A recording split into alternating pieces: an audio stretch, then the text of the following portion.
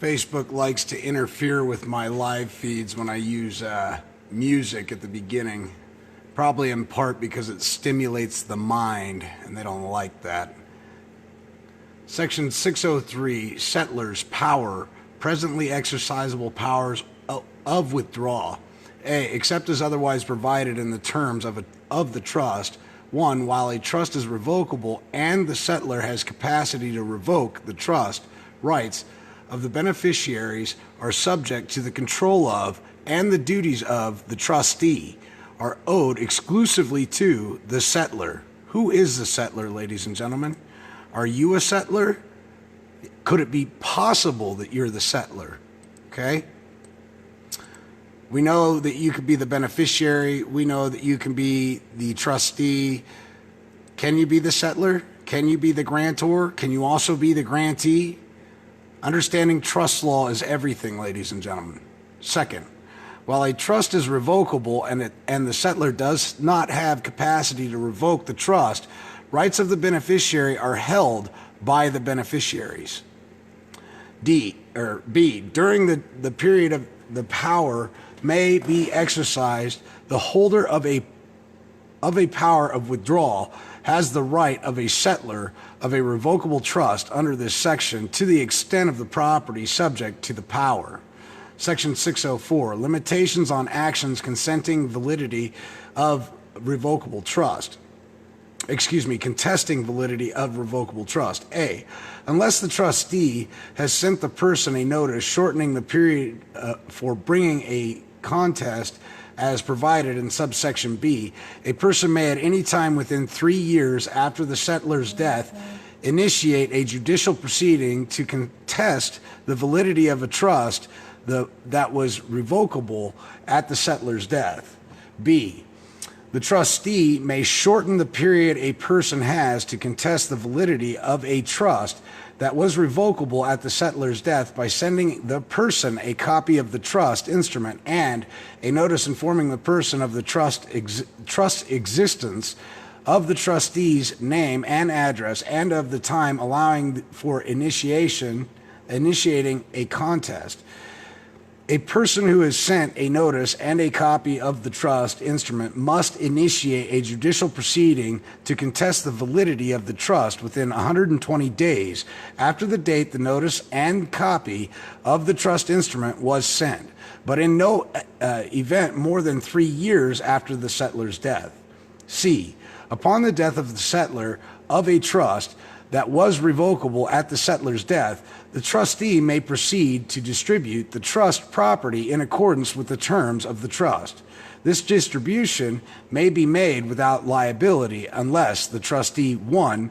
Knows of the pending judicial proceeding contesting the validity of the trust, or 2. A potential contestant notified the trustee of a possible judicial proceeding to contest the trust and initiated the judicial proceeding within 60 days after the notice was sent.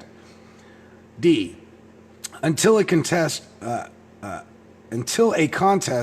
is barred under this section, a beneficiary of what latter turns out to have been an invalid trust is liable to return any distribution received. Article 7, Officials of Office of Trustee, Section 701, accepting or declining trusteeship. A, except as otherwise provided in subsection C, a person designated as trustee accepts the trusteeship by 1. Substantially complying with the method provided in the terms of the trust, or 2. Unless the terms of the trust expressly make the method provided in the terms expressly exclusive, accepting delivery of the trust property, exercising powers, or performing duties as trustee, or otherwise indicating an acceptance of the trusteeship. B, a person designated as a trustee who has not yet accepted the trusteeship may reject the trusteeship. A designated trustee who does not accept the trusteeship within a reasonable time after knowing of the designation rejects the trusteeship. C, a person designated as trustee without accepting the trusteeship may, 1, act to preserve the trust property if, within a reasonable time after acting, the person sends a written rejection of the trusteeship to the settlor, or if the settlor is dead or lacks capacity to a qualified beneficiary, and 2, inspect or investigate trust property to determine potential liability for violations of the environmental law. Section 702, trustees bond. All right, all trustees should be bonded. All right, doesn't mean they are, but absolutely should be. A trustee must give bond to secure performance of trustee's duties only if the court finds that the bond is needed to protect the interest of the beneficiary. What are they doing to you in courts, ladies and gentlemen? Is the judge not a trustee, or is the prosecutor a trustee? If the judge and the prosecutor can't figure out who's trustee, then I got news for you. You're both hit. You both become trustees, because I'll point both your asses to the trusteeship.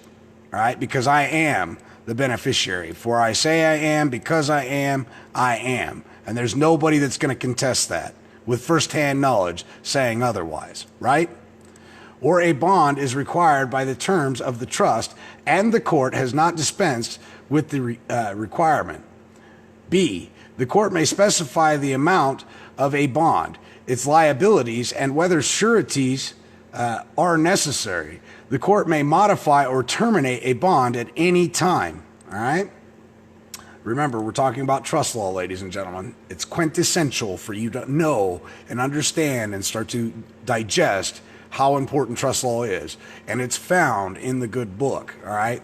It's the original banking manual. All the laws are found in the Bible, as well as the original book on trust. So reading that book and reading this, you will start to see the correlation. Section 703, co-trustee. A co-trustee who are unable to reach a unanimous decision may act by majority decision. B, if a vacancy occurs in the co-trusteeship, the remaining co-trustees may act for the trust.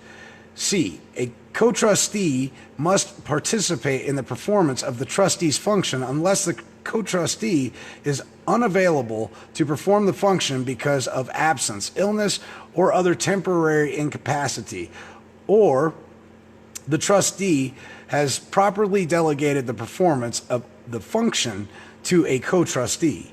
D, if a co-trustee is unavailable to perform duties because of absence, illness, or other temporary incapacity, and prompt action is necessary to achieve the purpose of the trust or to avoid injury to the trust property, the remaining co-trustee or a majority of the remaining co-trustees may act for the trust. E, a trust may not delegate to the co-trustees the performance of a function the settlor reasonably expected the trustees to perform jointly unless the inability to delegate would result in adverse tax consequences to the trustee or the trust.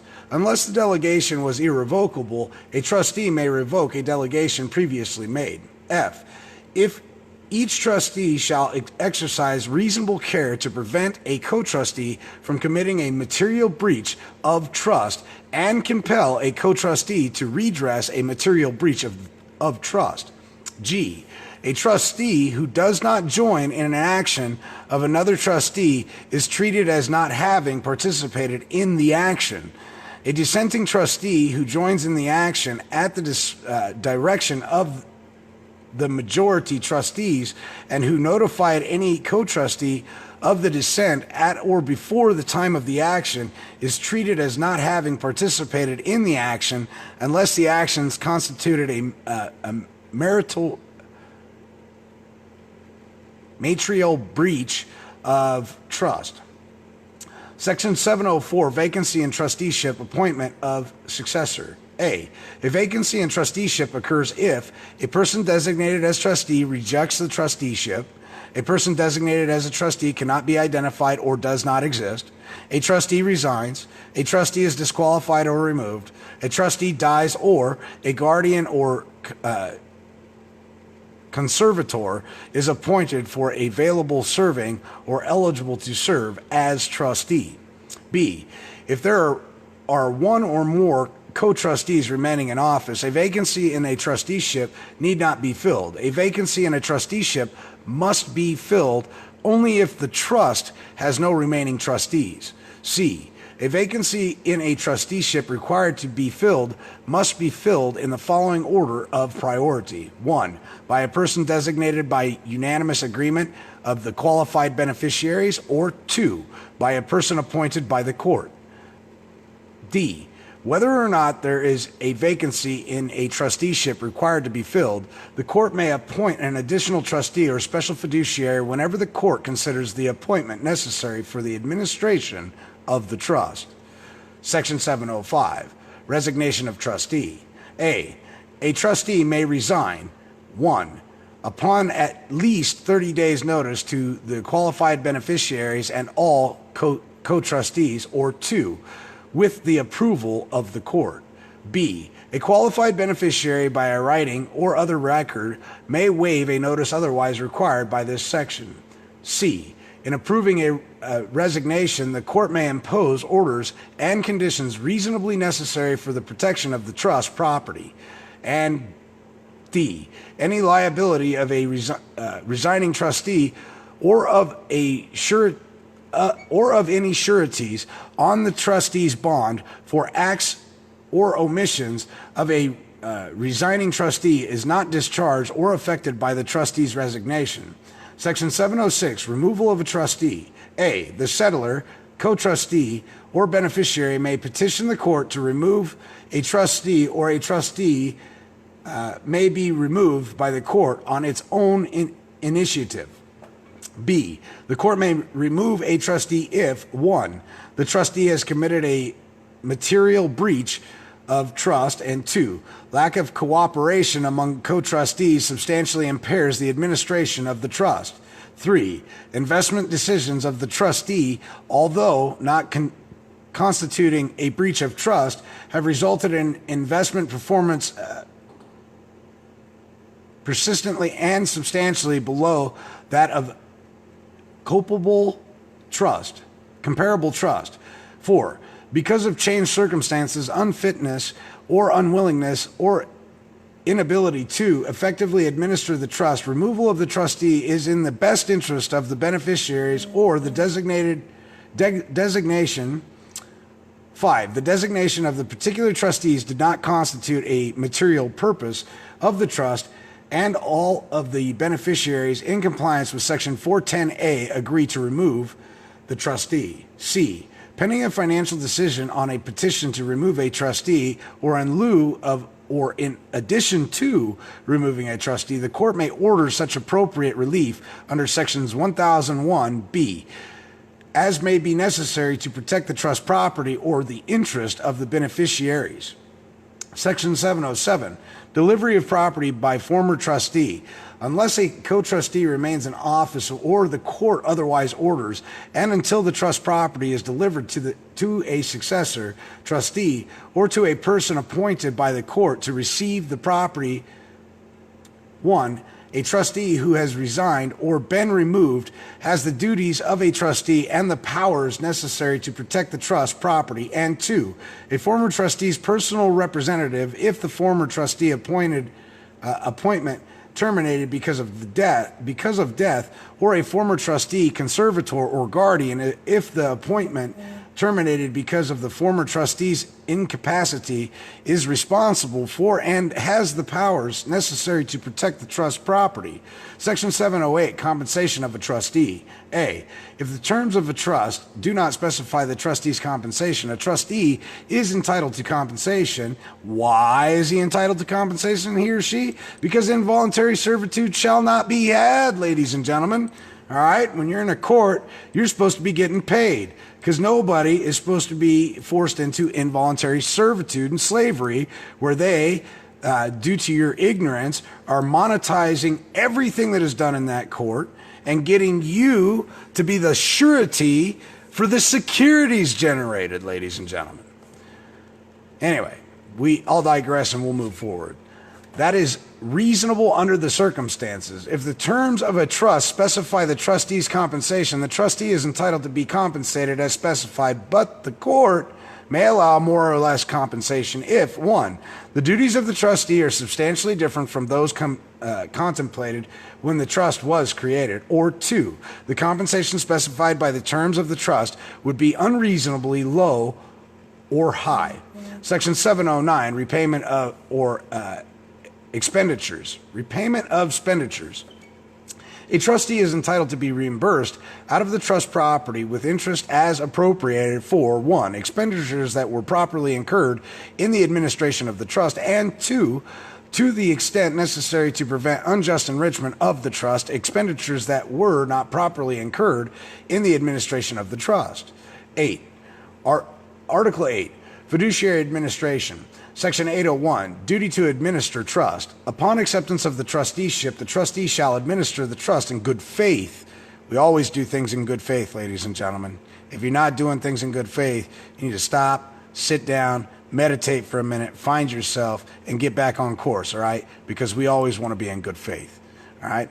In accordance with its terms and purposes and the interest of the beneficiaries, and in accordance with this act, all right? Section 802, duty of loyalty. A trustee shall administer the trust solely in the interest of the beneficiary. B, subject to the rights of persons dealing with or assisting the trustee as provided in Section 1012, a sale, encumbrance, or other transactions involving the investment or management of trust property entered into by the trustee for the trustee's own personal account, or which is otherwise affected by a conflict between the trustee, fiduciary, and personal interest, is voidable by a beneficiary affected by the transaction unless 1. The transaction was authorized by the terms of the trust, and 2. The transaction was approved by the court, and 3. The beneficiaries did not initiate a judicial proceeding with the time allowed by Section 1005. 4. The beneficiaries consented to the trustee's conduct, ratified the transaction, or released the trustee in compliance with Section 1009. Or 5, the transaction involves a contract entered into or claim acquired by the trustee before the person became or contemplated becoming trustee.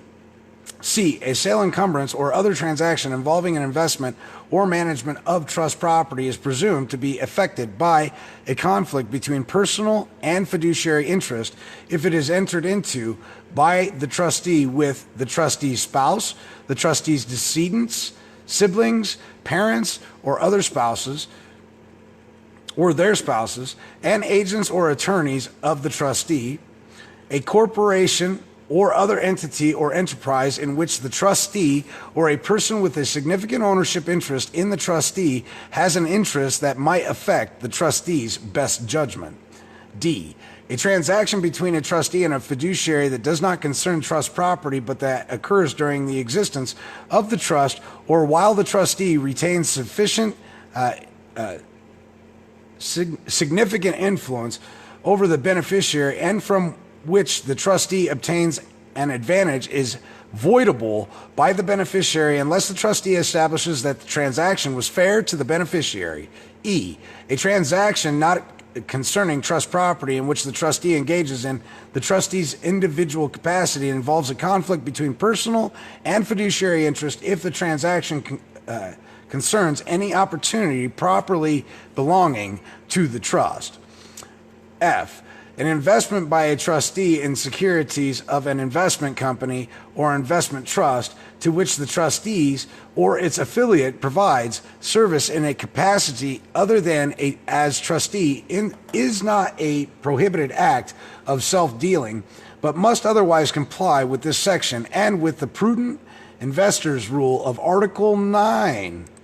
And I can only presume that that has to deal with the UCC, Article 9. I advise everybody to go read it, digest it, and learn it. The trustees may be compensated by the investment company or investments trust for providing those services out of the fees charged to the trust if the trustee discloses at least annually to the person entitled under Section 813 to receive a copy of the trustee's annual report, the rate and method by which the compensation was determined. He shall act in the best interest of the beneficiary in voting shares of stocks or in exercising powers of control over ownership interest in other forms of business or enterprise. When the trust is the sole owner of a corporation or other form of business or enterprise, the trustee shall elect or appoint directors or other managers who will manage the corporation or business enterprises in the best interest of the trust beneficiary. H. This section does not preclude the following transactions if fair to the beneficiary. 1. An agreement between a trustee and a beneficiary relating to the appointment or compensation of the trustee. 2. The payment of reasonable compensation to the trustee. 3. A transaction between a trust and another trust decedent's estate or conservatorship of which the trustee is a fiduciary or in which a beneficiary has an interest. 4. The deposit of a trust funds in a regulated financial service institution operated by the trustee. Or 5. The advance by the trustee of money for the protection of the trust, which gives rise to a lien against trust property to secure reimbursement with responsible interest or reasonable interest. I. Upon petition by a trustee or beneficiary, the court may appoint a special fiduciary to make a decision with respect to any proposed transaction that might violate this section if entered into by the trustee. Section 803, impartiality. If a trust has two or more beneficiaries, the trustee shall act impartially in investing, managing, and distributing the trust property, giving due regard to the beneficiary's respective interest. Section 804, prudent administration. A trustee shall administer the trust a prudent person would by considering the purposes, terms, distribution requirements, and other circumstances of the trust. In satisfying this standard, the trustee shall exercise reasonable care, skill, and caution. Section 805, cost of administration. In administering a trust, the trustee may incur only costs that are reasonable in relation to the trust property, the purpose of the trust, and the skills of the trustee. Section 806, trustee skills. A trustee who has special skills or expertise or is named trustee in reliance upon the trustee's representation that the trustee has special skills or expertise shall use those special skills or expertise. Section 807, delegation by trustee. A trustee may delegate duties and powers that a prudent trustee or comparable skills could properly delegate under the circumstances. The trustee shall exercise reasonable care, skill, and caution. All right? When we're appointing these judges, these ministerial administrators as trustees, the trustees shall, not might, not possibly, not could, shall exercise reasonable care for who? The best interest of the beneficiary, with great skill and what? Caution. Why caution? Because if we damage the beneficiary, if they cause harm to the estate, they are what? Liable for it. 1.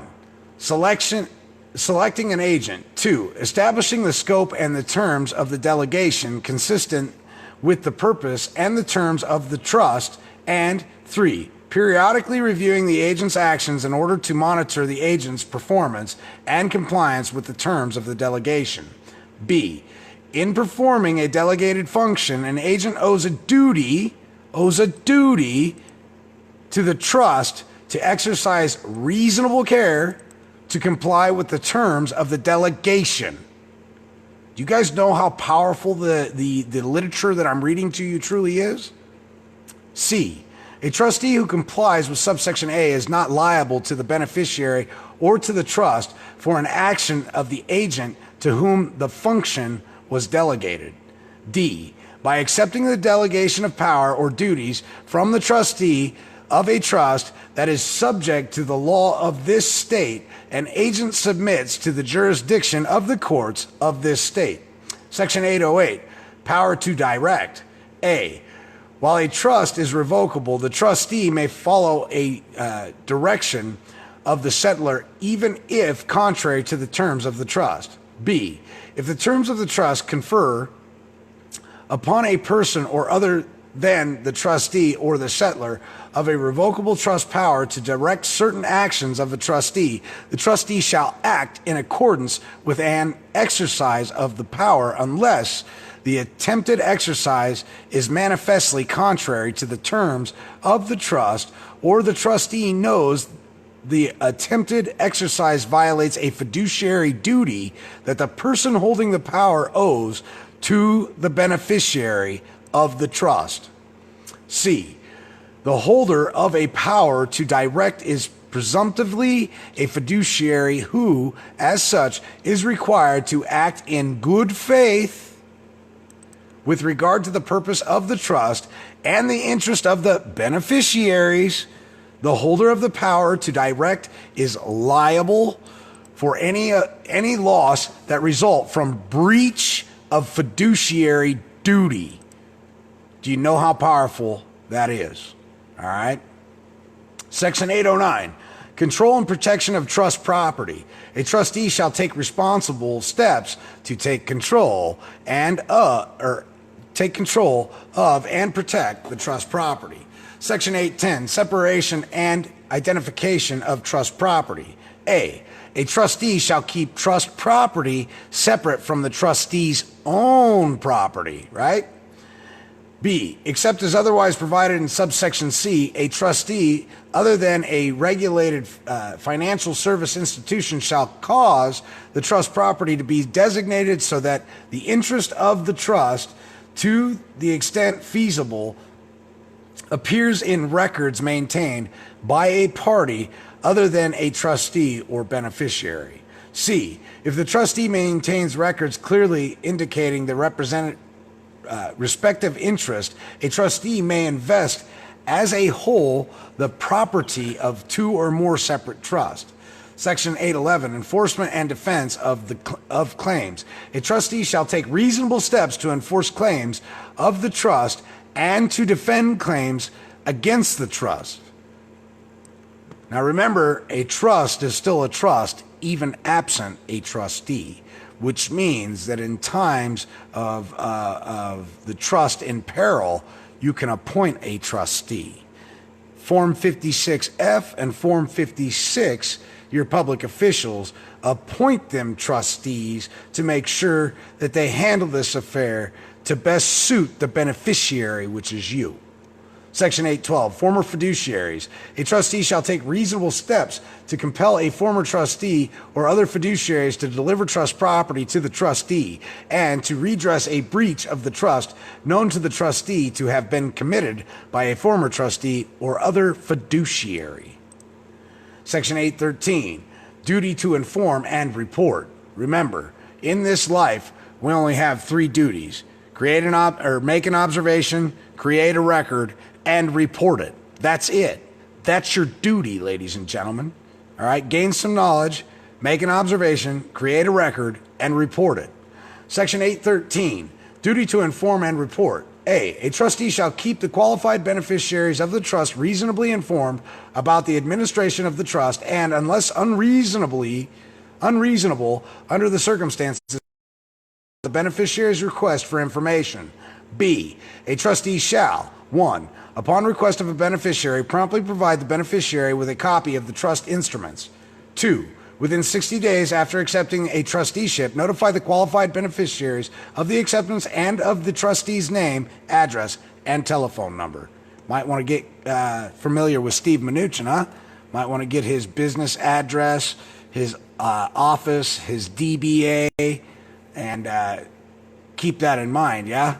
When you're looking to offset, discharge, because it's one big trust they're operating, ladies and gentlemen, and you are a beneficiary of it. And if you don't know it, now you do.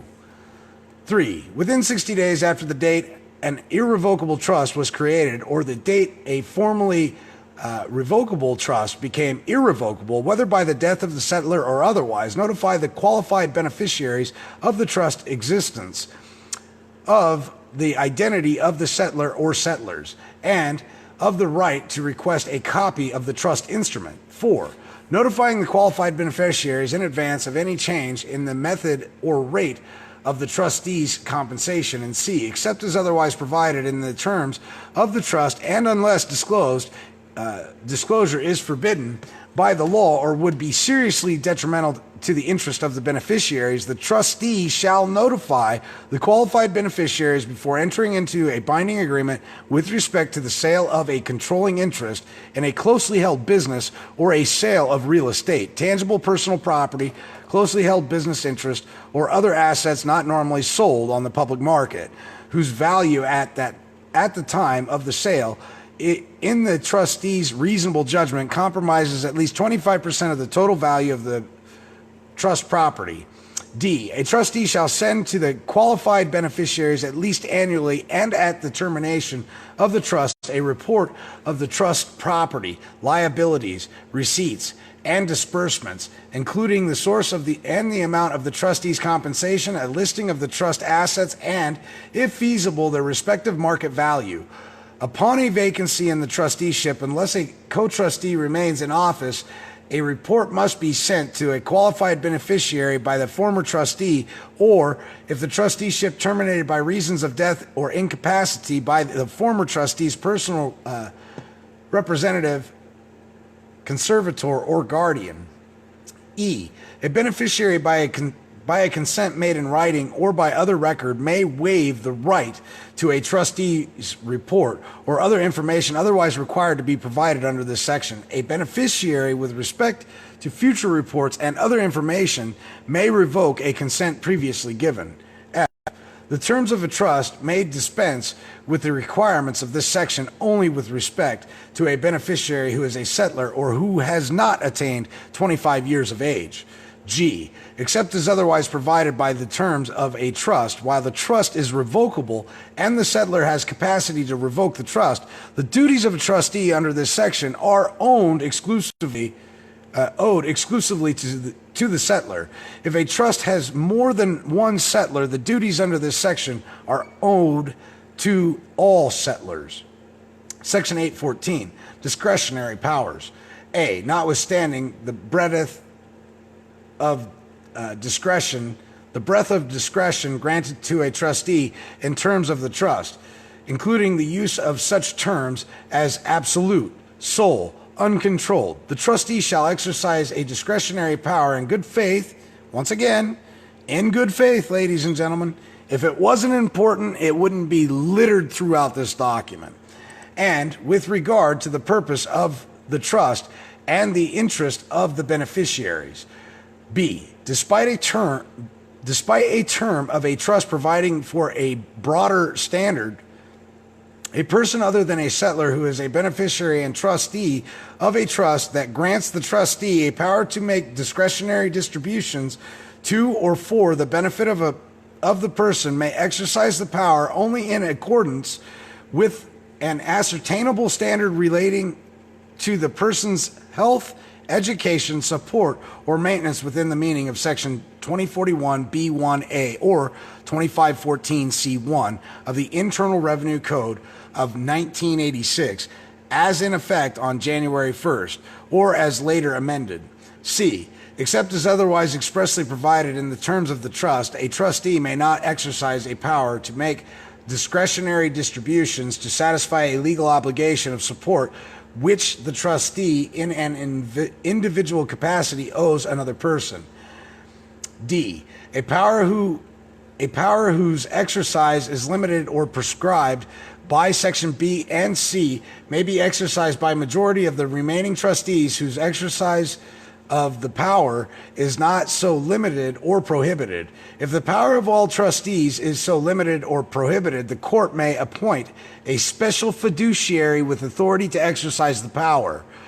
E. Subsection B, D do not apply to 1. A power held by the settlor's spouse who is the trustee of a trust for which a material deduction as defined in in Section 2056 or 2523 of the Internal Revenue Code 1986 as ineffective on January 1st or as later amended was previously allowed.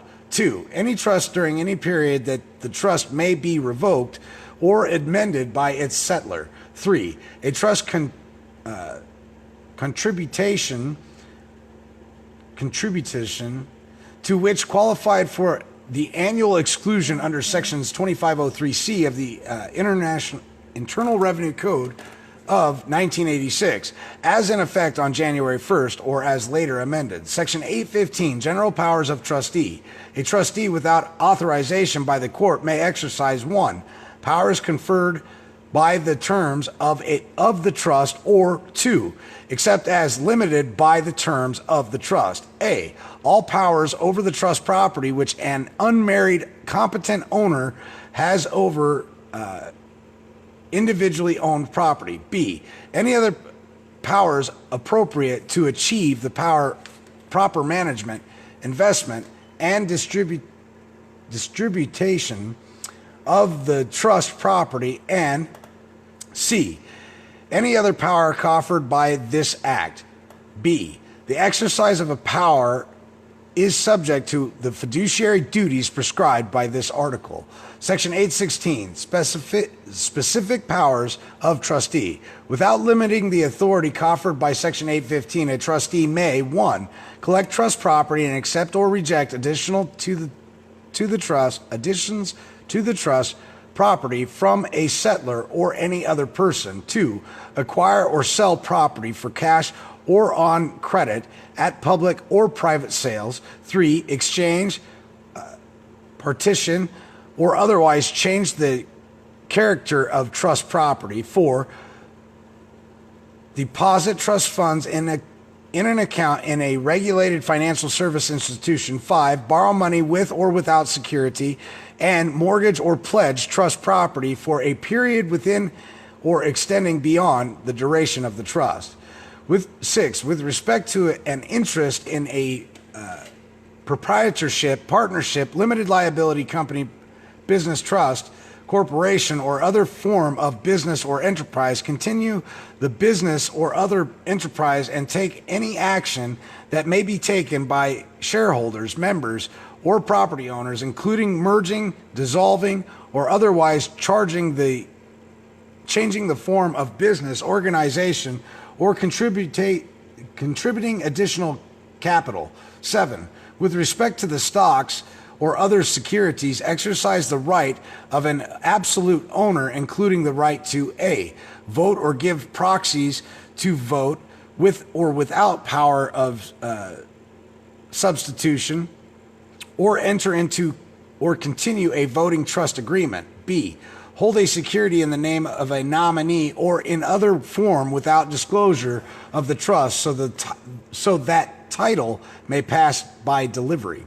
C, pay calls, assessments, and other sums chargeable or occurring against the securities, and sell or exercise stock subscription or conversion rights. And D, deposit the securities with a security depository or other regulated financial service institution. 8, with respect to an interest in real property construct, make ordinary or extraordinary repairs, alterations, or improvements in buildings or other structures, demolish improvements, raise existing or erect new party walls or buildings, subdivided or developed land,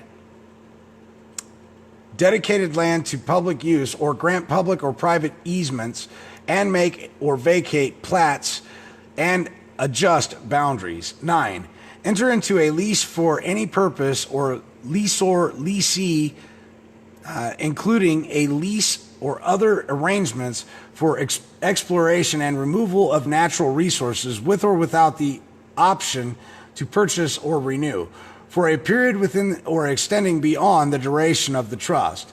10, grant an option involving a sale, lease, or other disposition of trust property, or take an option for the acquisition of property, including an option exercisable beyond the duration of the trust, and exercise an option so acquired. 11. Insure the property of a trust against damage or loss, and insure the trustee, the trustee's agents, and beneficiaries against liability arising from the administration of the trust. 12. Abandon or decline to administer property of no value or of insufficient value to justify its collection or continued administration. 13. With respect to possible liability for violation of environmental law, A. Inspect or investigate property the trustee holds or has been asked to hold, or property owned or operated by an entity in which the trustee holds or has been asked to hold an interest, for the purpose of determining the application of environmental law with respect to the property. B. Take action to prevent, abate, or otherwise, and abate is a great word, ladies and gentlemen, you need to go look it up, or otherwise remedy any actual or potential violation of any environmental law affecting property held directly or indirectly by the trustee, whether taken before or after the initiation of a claim or governmental enforcement. C. Decline to accept property into trust or to disclaim any power with respect to property that has or may have liability for violations of an environmental law attached. D. Compromise claims against the trust which may be asserted for an alleged violation of environmental law. And E. Pay the expenses of any inspection, view, abatement, or remedial action to comply with environmental law. 14. Pay or contest any claim, settle a claim by or against the trust, and release in whole or in part a claim belonging to the trust. 15. Pay taxes, assessments, compensation of the trustee and of employees and agents of the trust, and other expenses incurred in the administration of the trust. Number 16, exercise elections with respect to federal, state, and local taxes. 17, select a mode of payment under any employee benefit or retirement plan, annuity, or life insurance payable to the trustee, exercise rights thereunder, and take appropriate action to collect the proceeds, including exercising of the right to indemnification against expenses and liabilities. 18. Make loans out of trust property, including loans to a beneficiary on terms and conditions the trustee considers to be fair and reasonable under the circumstances, and the trustee has a lien on future distribution for the repayment of those loans. 19. Guarantee loans made by others to the beneficiary by pledging trust property. 20. Appoint a trustee to act in another state or country with respect to trust property located in the other jurisdiction. Confer upon the appointed trustee all of the powers and duties of the appointing trustee. Require that the appointed trustee furnish security and remove any trustee so appointed. 21. Pay an amount distributable to the beneficiary who is under a legal disability or who the trustee reasonably believes is incapacitated by paying it directly to the beneficiary or applying it for the beneficiary's benefit. Ladies and gentlemen, what's the trustee supposed to be doing for you again in court? Pay any amount distributable to a beneficiary who is under a legal disability, and I can assure you, you're under a legal disability, or who the trustee reasonably believes is incapacitated by paying it directly to the beneficiary or applying it for the beneficiary's benefit, or by A, paying it to the beneficiary's conservator, or if the beneficiary does not have a conservator, the beneficiary's guardian. B, paying it to the beneficiary's custodian under the Uniform Transfer to Minors Act. Are you guys considered minors right now?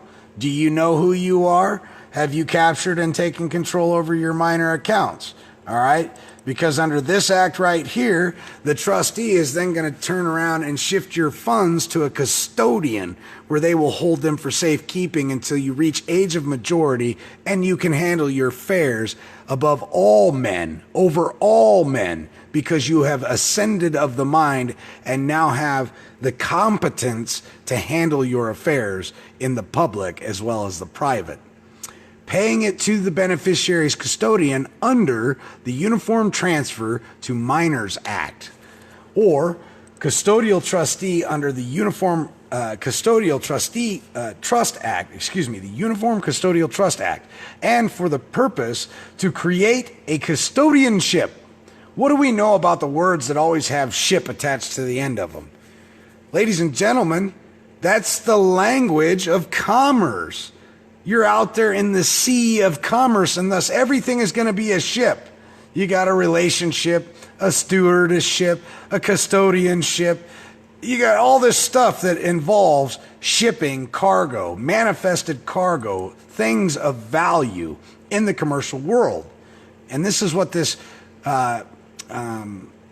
course on trust is for, is to help you ascend of the mind and to really see what is happening.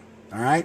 So a custodianship or custodial trust. C, if the trustee does not know of a conservator, guardian, custodian, or custodial trustee, paying it to an adult, relative, or other person having legal or physical care or custody of the beneficiary to be expended on the beneficiary's behalf, or D, the trustee managing it as a separate fund on the beneficiary's behalf, subject to the beneficiary's continuing right to withdraw the distribution. 22. On the distribution of the trust property or the division or termination of a trust, which you can terminate a trust in court, ladies and gentlemen. You didn't authorize it. You can clearly state that there's nothing in it. You can collapse it. You can appoint them as trustee. You can tell them to collapse the trust, that you didn't authorize the use of this, and that you're not going to stand for it. And they have to do it. They may make a spectacle of you in court, but by the time you walk out of there, rest assured, they will close that trust. If you know who you are, you speak with conviction, because you can hold them liable. All right? Make distributions in divided or undivided interest. Allocate particular assets in proportionate or disproportionate shares. Value the trust property for those purposes and adjust for resulting differences in valuation. What are they talking about here, ladies and gentlemen? Adjusting the books, correcting the ledgers, all right? 23. Resolve a dispute concerning the interpretation of the trust or the administration by mediation, arbitration, or other procedures for alternative dispute resolutions. What are they talking about? Ladies and gentlemen, let me help you understand this. We're talking about mediation, arbitration. These are procedures that are handled on the private side, all right? And equity sees that what should be done shall be done. If you're going to rush off to bring a claim into a public venue prior to you trying to settle it amicably on the private side using mediation, arbitration, and other dispute resolution procedures, you're going to find yourself in trouble. All right? It's always good to try and settle our affairs quickly, for the sheriff shall come, scoop us up, and put us in jail. That's written in the Bible, ladies and gentlemen. 24. Prosecute or defend an action, claim, or judicial proceeding in any adjudication to protect trust property and the trustee in the performance of the trustee's duty. 25. Sign and deliver contracts and other instruments that are useful to achieve or facilitate the exercise of the trustee's powers. And 26. On termination of the trust, exercise the powers appropriate to wind up the administration of the trust and distribute the trust property to the persons entitled to it. Sections 8:17, distribution. Terminating distribution. A, upon termination or partial termination of a trust, the trustee may send to the beneficiary a proposal for distribution. The right of any beneficiary to object to the proposed distribution termination if the beneficiary does not inform the trustee of an objection within 30 days after the proposal was sent, but only if the proposal informed the beneficiary of the right to object and of the allowed. So, in essence, it's telling you upon the termination or partial termination of a trust, there are certain rights afforded to the beneficiary that he has 30 days for which to object to, but the information within this structure, the information from the trustee must have notified the beneficiary that he had to object within 30 days. Okay? B, upon the event terminating a partially terminating a trust, the trustee shall proceed expeditiously distribute the trust property to the person entitled to it, subject to the right of the trustee to retain a reasonable reserve to pay debts, expenses, and taxes. C, a release by a beneficiary of trustee from liability for breach of the trust is invalid to the extent it was induced by improper conduct of the trustee or the beneficiary at the time of the release did not know of the beneficiary's rights or of the material facts relating to the breach. Article 9, Uniform Prudent Investors Act. Insert modified text of this other Uniform Act, Article 10, Liability of Trustees and Rights of Persons Dealing with Trustees, Section 1001, Remedies for Breach of the Trust. Here it comes. Here's your remedies. A violation by a trustee of a duty the trustee owes to the beneficiary is a breach of the trust. I read that to you again. We have appointed the judge fiduciary trustee responsibilities. He is now or she is now in violation of the trust by not handling the affairs properly and causing the beneficiary harm, injury, damage, or loss, or the trust sustaining damage, is now in breach of the trust. All right? Trust law, ladies and gentlemen, when you start to learn the power of trust law, let me tell you how dangerous it is for the bad actors stealing your offspring when you learn trust law. Because a violation of trust law, the penalties are as severe as death by hanging. That's how serious trust law is. Nobody wants to get caught in breach of trust law that is a public official. B, to remedy a breach of trust that has occurred or may occur, the court may compel the trustee to perform the trustee's duties and enjoin the trustee from committing a breach of trust, compel the trustee to redress a breach of trust by paying money, restoring property, or other means. What are those other means? Those other means, ladies and gentlemen, they could be swinging from trees for breach of the trust. It's extraordinarily dangerous when you are a public servant to breach the public trust with a learned man. It will cost you your career, it will cost you your earthly possessions, and it may very well cost you your life. 4, order a trustee to account. 5, appoint a special fiduciary to take possession of the trust property and administer the trust. 6, suspend or remove the trustee. 7, reduce or deny compensation to the trustee. 8, subject to Section 1012, void an act of the trustee, impose a lien or a constructive trust on the property, on trust property. Ladies and gentlemen, when you are in the court, what they have done is create a constructive trust. All right? And it's important to understand that. On trust property, or trace trust property wrongfully disposed of and recover the property or its proceeds. When they created this constructive trust and they didn't inform you about it, and then you go in and you represent yourself, which is such a foolish thing to do, and you realize really quickly that they have hypothecated your credit using the Social Security Administration number and your estate, which was signified by your birth certificate that was in fact probated by the state registrar, not the state register, but registrar, you quickly realize that you were entitled to the trust property created from that constructive trust and the dividends. You're entitled to all the value they created on their double bookkeeping entry ledgers. You are entitled to it as an entitlement holder, as a beneficiary, if you know who you are. That's powerful, ladies and gentlemen. And don't take my word for it. You can see it with your own eyes, all right?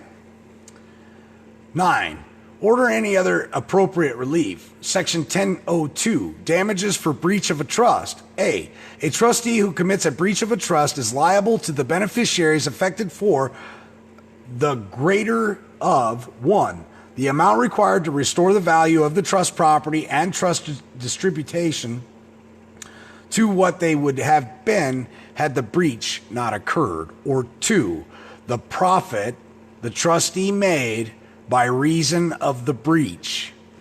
B, if more than one trustee is liable to the beneficiaries for a breach of a trust, each trustee, the prosecuting attorney and the judge sitting on the bench being a bank, the judge being a banker, is ordinarily entitled to contribution from the other trustee. A trustee is not entitled to contribution from the other trustee if the trustee is substantially more at fault than the other trustee, or if the trustee committed the breach of trust in bad faith or with reckless indifference to the purpose of the trust or the interest of the beneficiaries.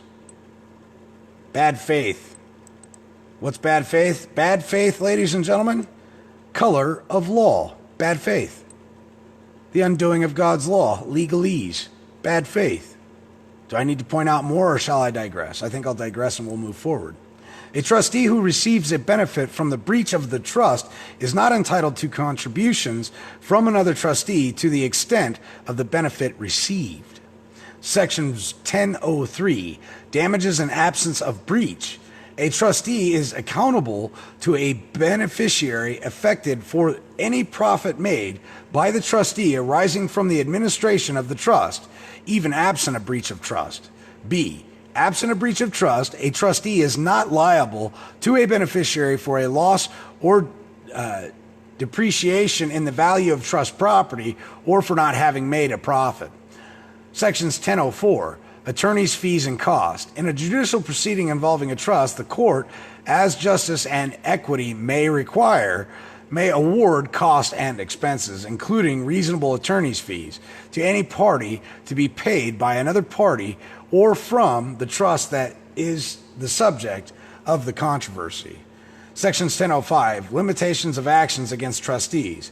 A beneficiary may not initiate a proceeding against a trustee for breach of trust more than 1 year after the date that the trustee and representative of the beneficiary was sent a report that adequately disclosed the facts constituting the claim and which informed the beneficiary of the time allowed. B, a report adequately disclosed. Okay, so let's skip back to A here, because it leads you to believe that you only have 1 year, right? And here's where the importance of slowing down and reading and retaining, truly reading, not just reading to read the words, but reading to retain, comes into effect.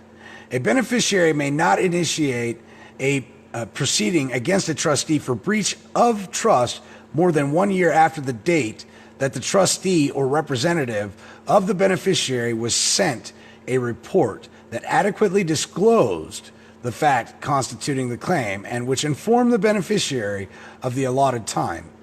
Was the allotted time, were you notified of the allotted time? No, you weren't. So does this stipulation apply to you? No, it doesn't. No, it doesn't.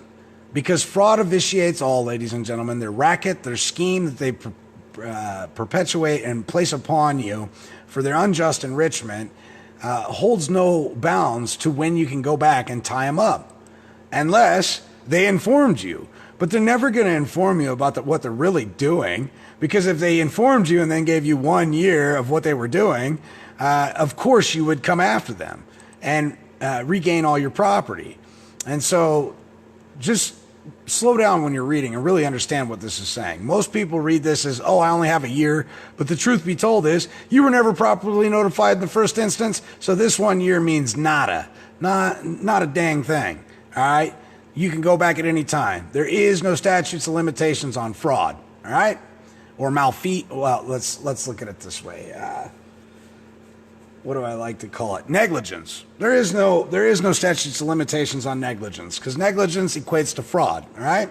B, a report adequately discloses the facts constituting a claim if it provides sufficient information so that the beneficiary or representative knows of the claim or should have inquired into its existence. C, if subsection A does not apply, a beneficiary must initiate a judicial proceeding against a trustee for breach of the trust within 5 years following the first to occur of 1, the removal or resignation of the trustee, 2, the termination of the beneficiary's interest in the trust, or 3, the termination of the trust. Sections 1006, reliance on trust instruments. A trustee who acts in reasonable reliance on the terms of the trust as expressed in the trust instrument is not liable to a beneficiary for a breach of the trust to the extent the breach resulted from the reliance.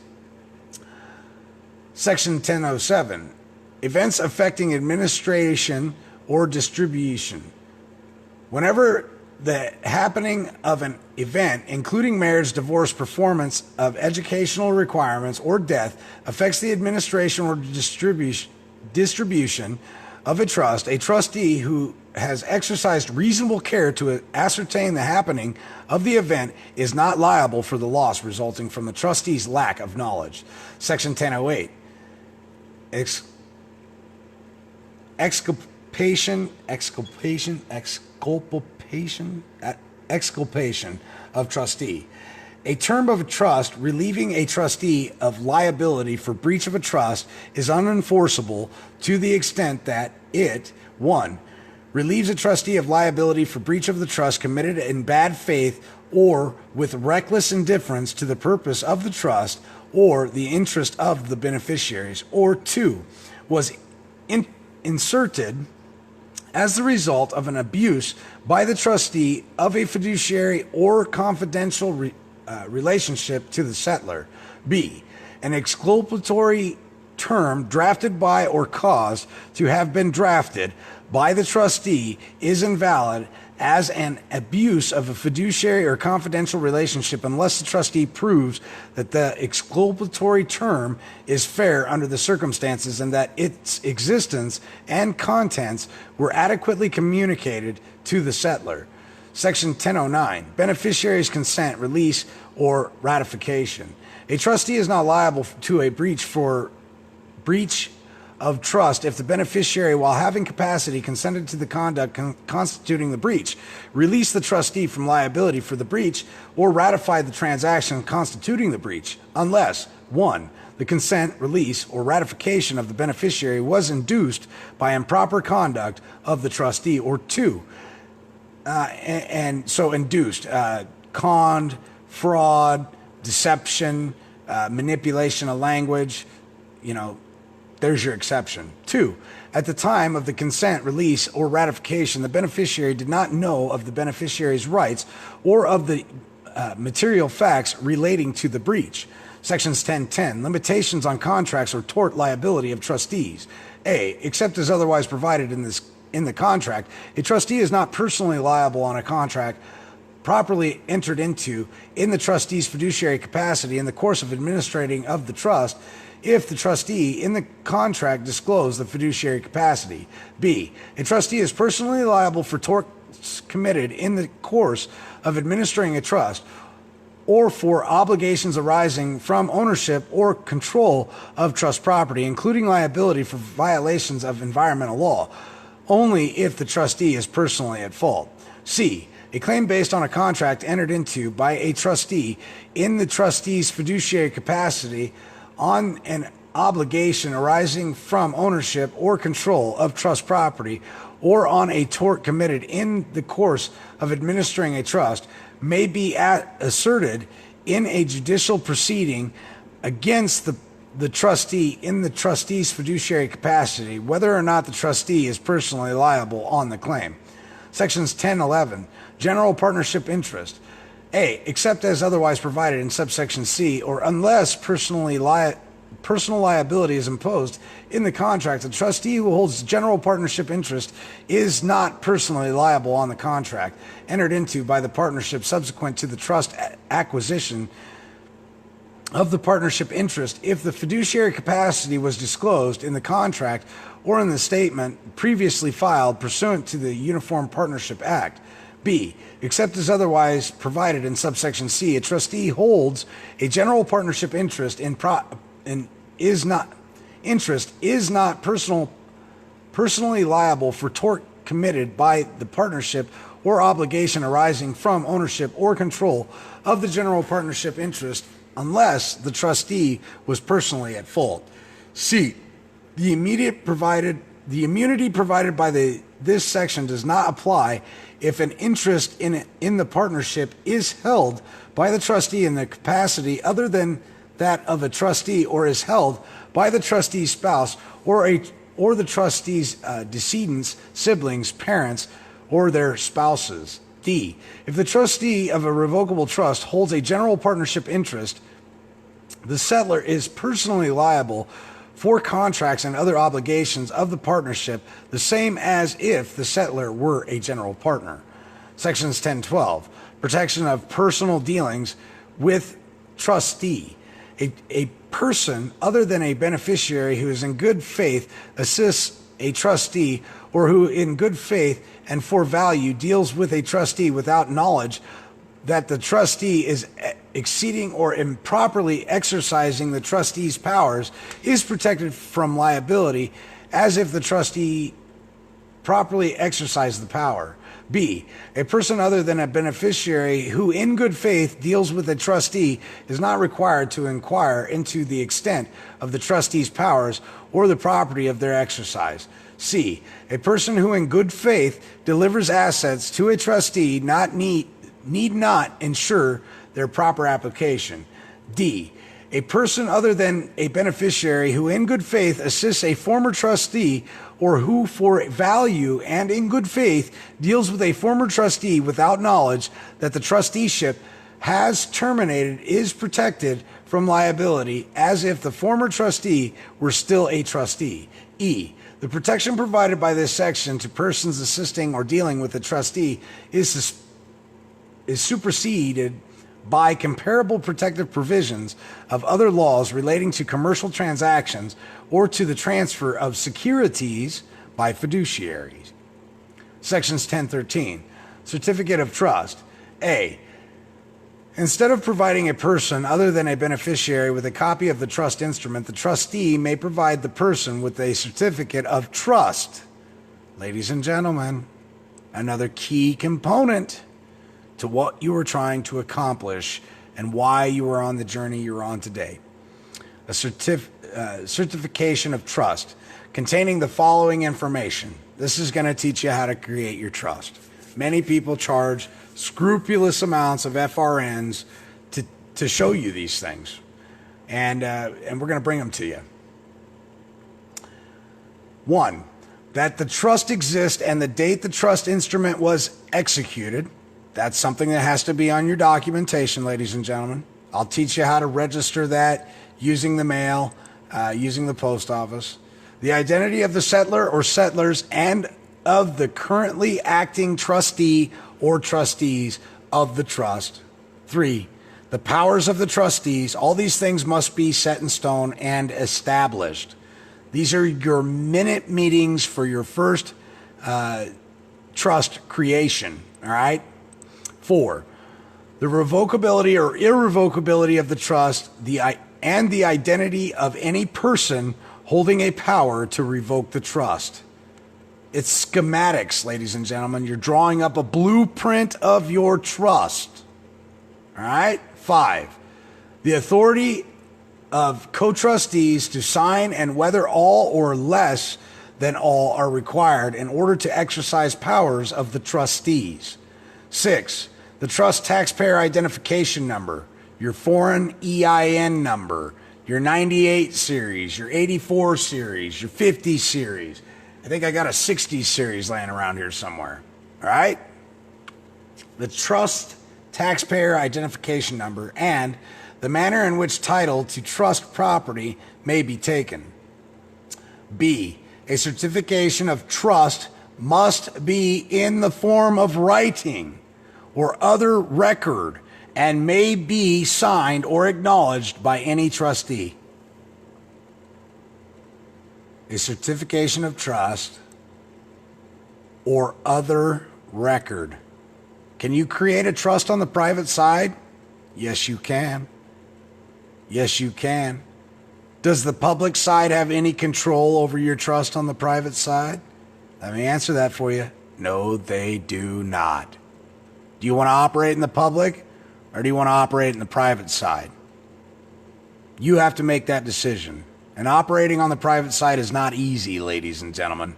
It's not a walk in the park. But then again, freedom isn't free either. But by going through these studies, you'll ascend of the mind and know how to conduct yourself and carry yourself throughout other societies to avoid conflict, right? And may be signed or acknowledged by any trustee. C. A certification of trust must contain a statement that the trust has not been revoked, modified, or amended in any manner that would cause the representation contained in the certification of trust to be incorrect. D. A certification of trust need not contain the beneficial terms of a trust. Just has to be notice of a trust existing, ladies and gentlemen. Trust number DSG 2020-06-10 1984. I just created my trust. Now I just got to put my documents to go with it, right? E. A recipient of a certification of trust may require the trustee to provide copies of those excerpts from the original trust instruments, which you're going to want to put in a vault, you're going to want to lock up and keep safe and protected. Because if you don't have the originals, ladies and gentlemen, you don't have a trust, period. And later amendments which designated the trustee and confer upon the trustee the power to act in the pending transactions. F. A person who acts in reliance upon a certification of trust without knowledge that the representation contained therein are incorrect is not liable to any person for acting and may assume without inquiry the existence of the facts contained in the certification. Knowledge of the terms of the trust may not be inferred solely from the fact that a copy of all or part of the trust instrument is held by the person relying upon the certification. G.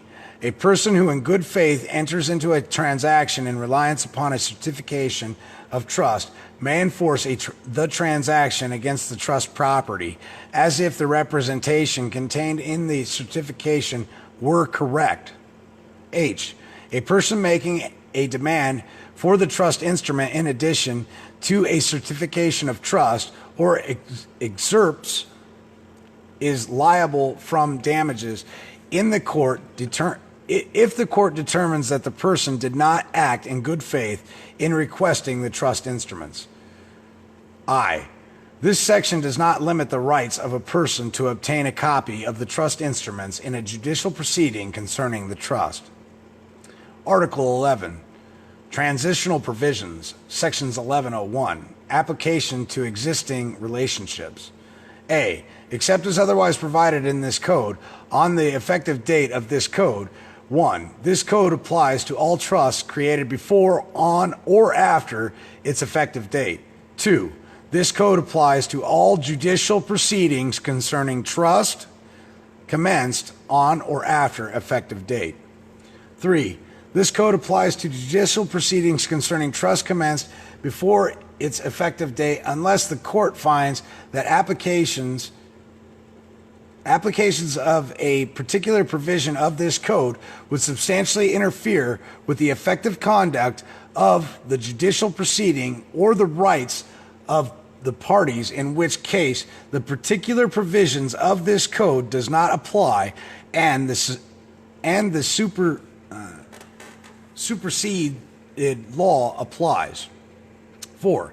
Any rule of construction or presumption provided in this code applies to trust instruments executed before the effective date of the code unless there is a clear indication of a contrary intent in the term of the trust. And 5. An act done before the effective date of the code is not affected by this code. B. If a right is acquired, extinguished, or barred upon the expiration of the prescribed period that has commenced to run under any other statute before the effective date of code, that statute remains in force with respect to that right. Article 12, Miscellaneous Provisions. We're almost done. Section 1201, Uniformity of Application and Construction. In applying and construing this Uniform Act, consideration must be given to the need to promote uniformity of the law with respect to its subject matter among states that enact it. Section 1202, Servability Clause. If any provision in this code or its application to any person or circumstance is held invalid, the invalidity does not affect other provisions or applications of this code, which can be given effect without the invalid provision or application, and to this end, the provisions of this code are servable. Sections 1203, Effective Date. This code takes effect on Sections 1204, Repeals. The following acts are repealed: Uniform Trustee Powers Act, Uniform Probate Code, Article VII, Uniform Trust Act 1937, and Uniform Prudent Investor Act. That was the end of this video, and as promised, I'm going to give you this that was sent to me by a good friend of mine who will stay on the private here. The greatest American tax haven. Why the super rich love South Dakota. It is known for being the home of Mount Rushmore and not much else. But thanks to its relish for deregulation, the state is fast becoming the most profitable place for the mega wealthy to park their billions. Late last year, the Chinese government prepared to enact tough new tax rules. The billionaire's son, I can't even pronounce his name, Hogbin, quietly transferred $4.5 billion worth of shares in his Chinese real estate firm to a company on the street corner in Sioux Falls, South Dakota, one of the least populated and least known states in the U.S. Sioux Falls, South Dakota is a pleasant city of 180,000 people, situated where the Big Sioux River tumbles off a red granite cliff. It has some decent bars downtown and a charming array of sculptures dotting the streets. But there doesn't seem to be much to attract a Chinese multi-billionaire. It's a town that even few Americans have ever been. The money of the world's mega wealthy, though, is heading there in ever larger volumes. In the past decade, hundreds of billions of dollars have been poured out of the traditional offshore jurisdictions such as Switzerland and Jersey and into a small number of American states: Delaware, Nevada, Wyoming, and above all, South Dakota. To some, South Dakota is a flyover state.